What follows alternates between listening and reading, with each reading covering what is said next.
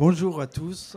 Alors nous sommes ici pour parler de Gilles Marchand et de ses deux romans parus d'abord aux Forges de Vulcain et parus maintenant en édition Point. Donc on va commencer par Une bouche sans personne. Vas-y, présente ton bouquin toi. Paru en Point en 2016 et, et ensuite Un funambule sur le toit en 2017. Voilà, paru chez Point également. Donc, bonjour Gilles déjà. Et si j'ai aimé ces deux romans, en fait, c'est que c'était une belle plongée dans la réalité qu'on arrive à réenchanter par le conte, en fait. Dans une mélancolie qui est souvent là, mais qui est souvent transcendée par une espèce de pause, par une espèce de rêverie permanente et puis par de l'humour. Alors, dans Une bouche sans personne, ton premier livre, donc, tu analysais le quotidien d'un comptable, ce qui n'est pas la plus romantique de points de départ. Et donc, voilà, comment t'es venue l'idée de ce comptable déjà ? Vas-y. Le comptable, c'est parce que j'avais besoin d'un personnage qui se protège de la réalité et qui se réfugie dans une routine. Et donc tous les matins, il part de chez lui, il prend le métro, il va dans son bureau, il rentre le soir, et tout ce temps-là, il s'oublie. Et j'avais besoin d'un métier qui lui permettrait de s'oublier. Je trouvais que les chiffres, pour ça, étaient un métier assez pratique. C'est-à-dire quand on est comptable, c'est pas le métier le plus fantaisiste. Je trouve, je pense si on veut être un bon comptable, je pense que d'ailleurs on peut être que un bon comptable ou alors on n'est pas comptable, parce qu'on rigole pas avec les chiffres. Ouais. Et voilà, donc ça me permettait c'est un métier un peu carapace qui me permettait de ne pas parler trop de son travail et qui le protégeait du monde extérieur. Et il a donc une écharpe, un poème et une cicatrice au début du roman. Et ça fonctionne un peu comme une énigme. Et au fil de tous les chapitres qui obéissent tous à la même routine et au même plan, il va se révéler peu à peu à ses amis au bar où il va le soir. Et la réalité va se dérégler et devenir complètement folle jusqu'à un final qui est absolument surprenant. Et ce qu'il y a d'intéressant dans tes romans, c'est cet imaginaire qui est toujours là en lisière. Et je sais qu'il a été difficile de le faire entendre au début. Et justement, enfin, on pense à Boris Vian, on pense à toute cette littérature-là qui avait disparu depuis pas mal de temps. Et d'où est venue justement ces inspirations dans l'imaginaire ? Alors c'est vrai que souvent on me parle de Boris Vian, de Romain Gary, on me parle souvent de mes influences littéraires, mais je pense que mes références sont largement autant musicales ou cinématographiques que littéraires. J'ai revu par exemple Yellow Submarine des Beatles il y a quelques mois, et je me suis rendu compte à quel point les Beatles, je savais que je les aimais, je savais que je les avais beaucoup écoutés, mais je ne savais pas à quel point l'humour de Ringo Starr par exemple avait pu me marquer quand j'étais enfant. Et c'est pareil dans le cinéma de Gondry, par exemple, ou de Tim Burton. Ce sont des cinémas qui m'ont influencé parce que c'est une manière de raconter le monde en se mettant légèrement sur le côté. C'est-à-dire, on ne se dit pas, est-ce que cette histoire est crédible ? Est-ce qu'elle est réaliste ? Parce que ça, c'est pas très important que l'histoire soit réaliste. Ce qui est important, c'est que l'histoire, elle soit racontée et que le lecteur fasse le choix de... Quand on rentre dans un livre, on fait le choix d'accepter ce que l'auteur va raconter. Peu importe... Si j'ai décidé que... par exemple, dans le deuxième roman, qui est Un funambule sur le sable, raconte l'histoire d'un enfant qui naît avec un violon à l'intérieur du crâne.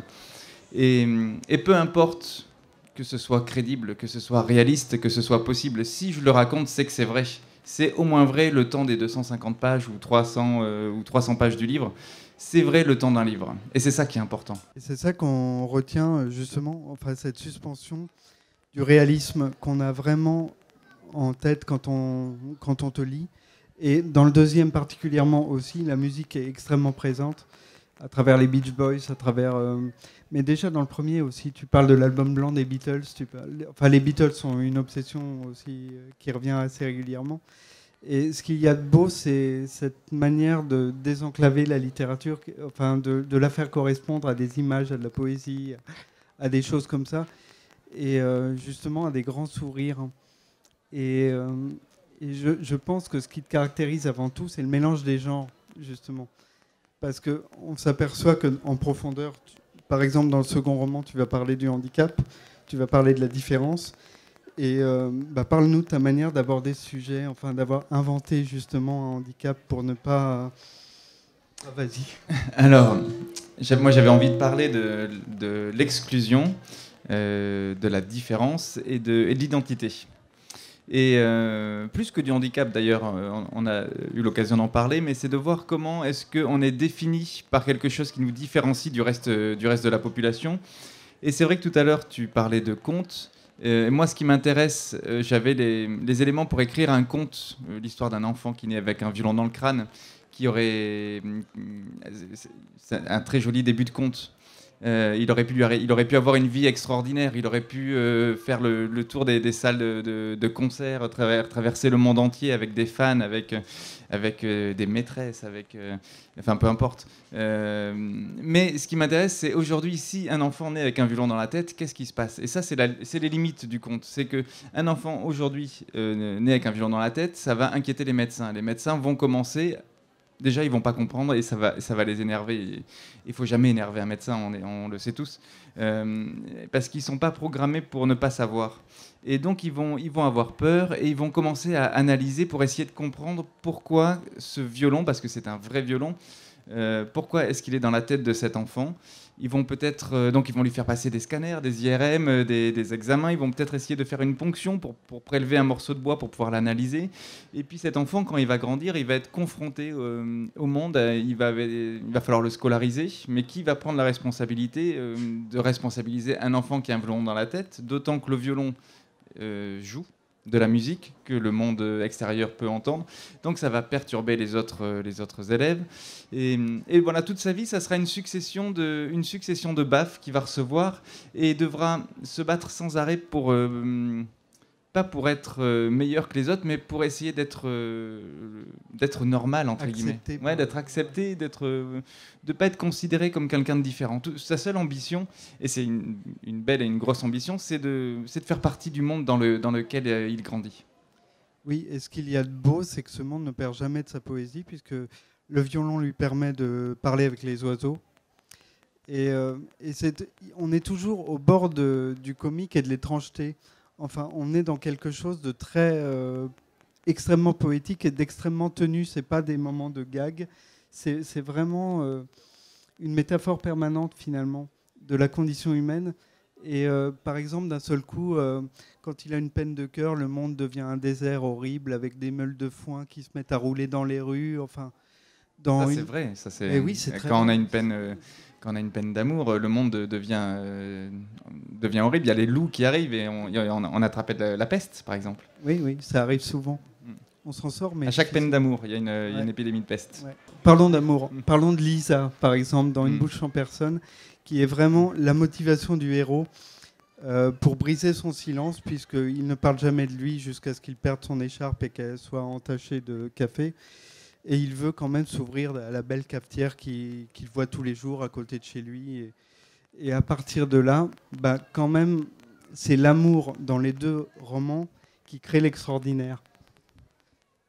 Oui, parce que c'est pas mal l'amour. Je ne sais pas comment rebondir là-dessus, parce que oui, dans les deux cas, les deux personnages sont sauvés par l'amour, parce que c'est ce qui peut leur arriver de mieux. Et dans le premier, dans Une bouche en personne, c'est un amour impossible. Oui. Parce que c'est un amour qui s'interdit, parce qu'il il est en partie défiguré. Et donc, il ne se permet pas d'espérer être amoureux, mais que ce soit un amour réciproque, en fait. Donc, il se contente de l'aimer en silence. Et ça lui permet en tout cas d'être heureux et de sourire le matin quand il se réveille, parce qu'il sait qu'il peut penser à elle. Il sait qu'il a la chance de connaître quelqu'un d'extraordinaire dont il peut être amoureux, même si ça ne sera pas partagé. Dans le deuxième roman, c'est une vraie histoire d'amour. Parce que Lélie, donc c'est le personnage féminin, qui est la première à le regarder en voyant son handicap, elle fait pas semblant de pas le voir, elle entend le violon, et sa première réaction, c'est qu'elle trouve ça plutôt joli. Oui.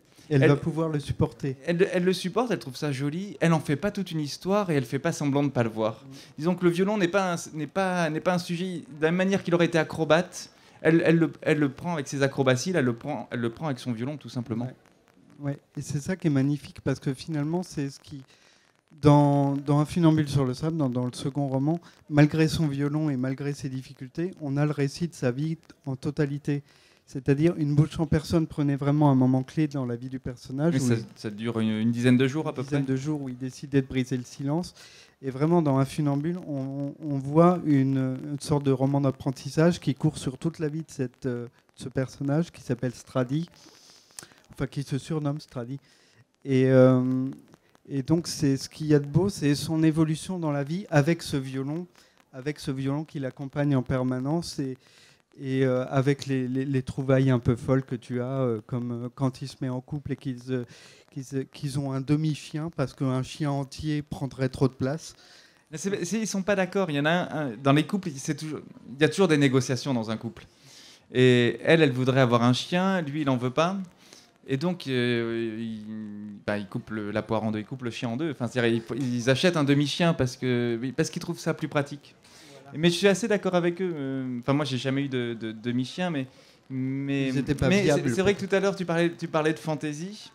Et j'essaie de faire en sorte que ce soit jamais gratuit. Et il faut que c'est du sens. La fantaisie me permet de raconter certaines choses que mes personnages ne pourraient pas dire ou que j'ai pas envie de raconter de manière trop appuyée. Donc, par exemple, ce demi-chien, il symbolise la vie de mon narrateur qui, même quand il arrive à toucher du doigt ce qui est une vie de monsieur, madame, tout le monde, il a une amoureuse, il a un appartement, il est sur le point d'avoir un travail, mais il n'a qu'un demi-chien. Et ce demi-chien, ça symbolise le fait qu'il pourra essayer de faire le mieux possible comme tout le monde. Il ne sera jamais exactement comme tout le monde aux yeux de la société. Oui, et en fait, tes romans célèbrent cette étrangeté-là qui fait finalement notre identité à tous, et notre étrangeté à tous, et notre beauté à tous.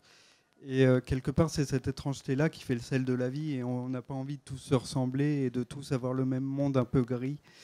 Et je vous invite vraiment à découvrir cette fantaisie-là qui remet de la poésie, et avec une émotion qui vous surprendra vous-même, parce qu'on est habitué à des univers tellement normés, tellement stéréotypés. Là, on échappe au genre, finalement. Et il y a des gens qui m'ont dit que c'était presque de la littérature jeunesse, parfois, parce qu'il y avait un point de vue sur l'enfance aussi, beaucoup.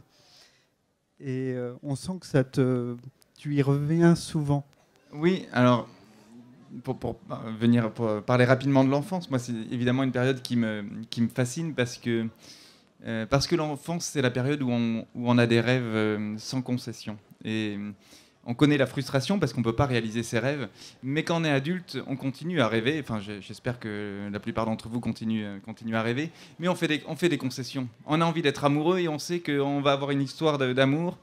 Enfin, on espère qu'on aura une histoire d'amour et on se dit, mais peut-être qu'on s'engueulera et peut-être qu'on dira rien, qu'on se parlera pas avant de prendre un café parce qu'on n'a pas la tête à ça. Peut-être qu'il y a des jours entiers où on se parlera pas, on s'engueulera, on se réconciliera, etc. Alors que quand on est un enfant, on a envie d'une histoire d'amour, on se dit pas on s'engueulera et ça sera pas grave, on se dit on s'engueulera pas, point.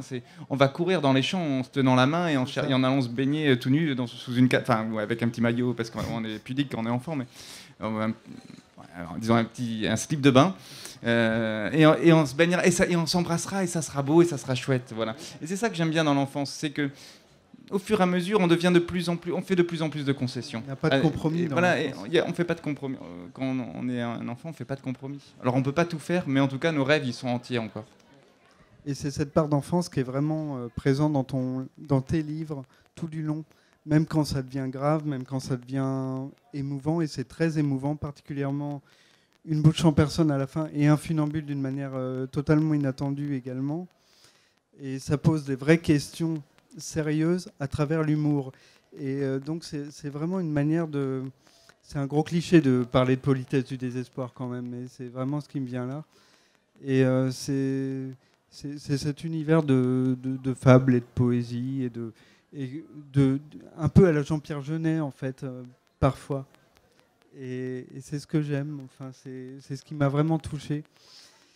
Et voilà. Merci beaucoup.